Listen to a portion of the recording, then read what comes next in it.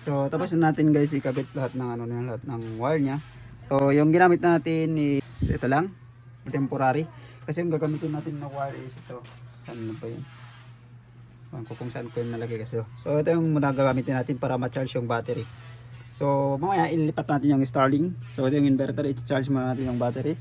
Kasi may nagpa-request sa atin. So ito na yung ito na yung request mo boss. So ito try na natin mamaya. So ito yung battery natin, 32700. So 80 pieces to. So ilagay natin dun. So ito na guys yung battery, nalagay na natin. So ngayon in-open natin yung inverter. Ito yung inverter natin. So dito sa paglagay ng battery dito, may sign naman yan, positive and negative. So sa positive ilagay yung positive sa battery, sa negative ilagay mo yung negative ng battery. So ito na, so dito tayo kukuha ng power niya mamaya sa AC. So may video na ako tungkol dito kung paano siya kung paano yung pag-connect dito. Kung dito po. So ito yung pang-charge natin papuntang Meralco.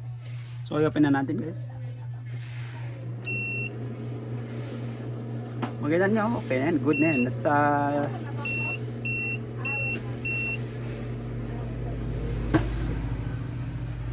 so ngayon, i-charge natin. Try natin i-charge.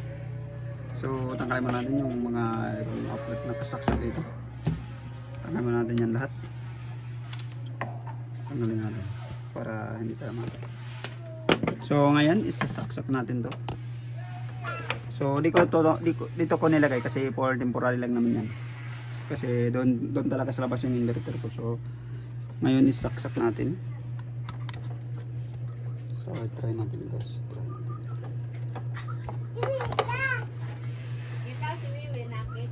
So kung makita nyo, may power na siya ng AC. So ibig sabihin nagsa-charge na yan. So nagsa-charge siya guys. So nagsa-charge siya. So mamaya pag mga 6 or 6 PM tatanggalin na natin yan. Tanggalin natin. Ito yung gagamitin natin. So yung ilalagay natin dito yung Starlink natin. Kasi may yung request ng may nagpagka-request kasi sa atin kung kaya ba niya na natin. Kung gano'n siya kakunat yung 32700. So ito yung hindi pa natin na-assemble.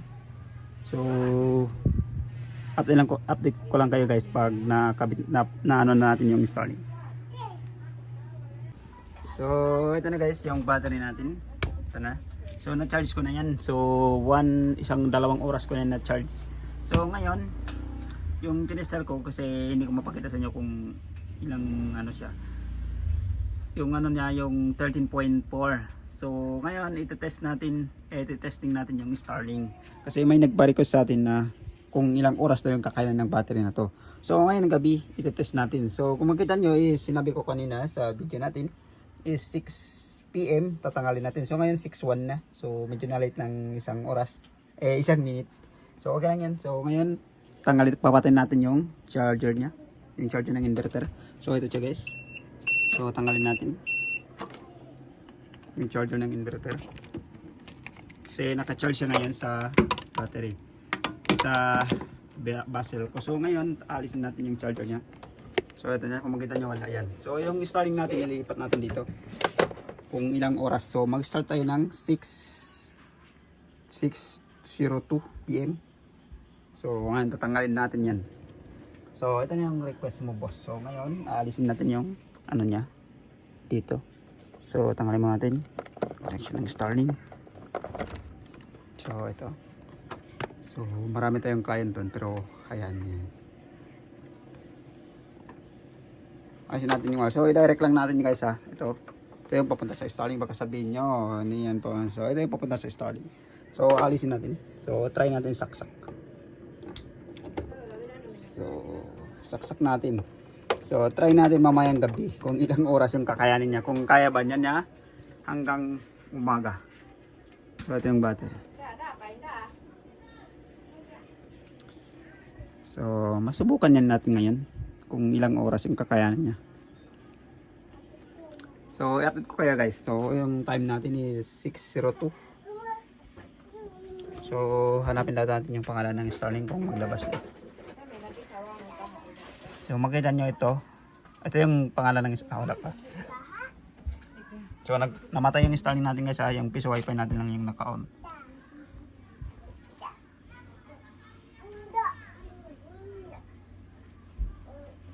So matagal pa maglabas. So ito yung Starlink natin.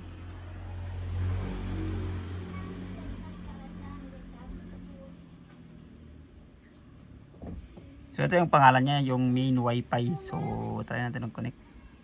Ay naghingi ng password dito eh. So ito yung pangalan niya guys, kasi hinirap ko lang yung phone na to. So yung time natin ngayon is 6:03. So naka-start tayo. Ito na. So ito guys yung inverter natin. So time check tayo ngayon. So ngayon is 9. So 3 oras na umaandar yung ano natin, yung battery natin. Ito 3 oras na. Tsaka yung Starlink natin. So 9 PM na ngayon. So test daw natin kung ilang bar pa siya. So ito yung tester natin. Test na. So yung makita nyo guys is 13.2. So wala pa rin pinagbago, 13.2. So antayin muna natin. So magte-test tayo ba ulit pag malapit na tayo matulog. So i-check naman natin ulit yan. So i-check naman natin guys kung ilang volt pa yung battery natin. So yung Starlink natin naka-connect pa rin. So nag-start tayo 6 o'clock tayo, 6 PM tayo nag-start. So hanggang ngayon umaanda pa naman, hindi pa nadulubat ng battery natin. Yan yung battery, yung 32700 LiPo4. So ngayon iti-test naman natin kung ilang volts. So yung nagsimula tayo is 13.4. So test daw natin, ito yung test daw natin guys. So 13.1 na lang ngayon, 0.19. So yun na lang ang una, 13.1. So kanina yung second tayo mag-test is 13.2. So ngayon 13.1.9, 13.1 na lang and 9. So yun na lang ang una. So tulog na tayo ngayon. So pag manalobat, dito naman sa kabila yung tulugan ko. So marinig ko naman magbibip yung inverter. So sana hindi makalobat ngayong gabi para test natin sa magpa-request natin kung ilang oras talaga yung kakayanan niya para sa Starlink. Ito yung Starlink natin. So wala na nakakonect iba. So yung mga ito, ibang battery yung connection niyan. Sa ibang sa ibang battery natin yan. So matulog tayo ngayon gabi guys. Tulog na tayo kasi mag-install pa tayo ng solar bukas. So ikutin natin yung video bukas ng umaga. Mga 6 PM tayo gising para ma-check namin.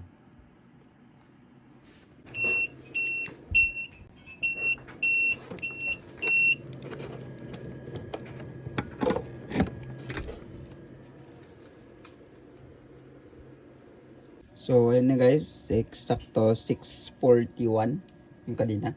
Nag-vibrate na yung yung BMS natin. So kanina is 12 hours lang. So yung nag-start tayo is 6:03 PM. So eksakto naman na 6:41 AM is nag-bip na yung yung stand natin. So ngayon sina-charge ko na siya sa sa mineral colit sa ilaw. Sina-charge ko na siya. Sinaksak ko na ito. So ngayon tatanggalin natin yung Starlink, ibalik na natin doon kasi yung battery na to i-charge natin ngayon kasi gagamitin yung ngayon araw para makabit natin doon sa may-ari. So alisin ko na yung Starlink. So 12 hours lang yung kinaya niya guys pag na full charge. Pero kahapon kasi yung yung ginamit ko siya is nasa 2 hours pa lang yata yan yung charge ko eh. Hindi pa siguro yun full charge eh. So balik na natin yung Starlink sa dati ng position. Charge na. So, yung start na is 6. So, nalubat siya is 6.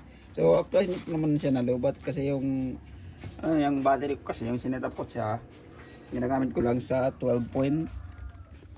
Sa 12.5 is kinat ko na yan kasi yung sinetap ko sa inverter ganun. So, hindi ko na yung ginamit. So, ngayon, nag-charge na siya, 12.9 na siya. So, yan ang ito na yung request mo, boss. So, kung gusto mo mga ganitong video, pakipindot mo na yung like and subscribe.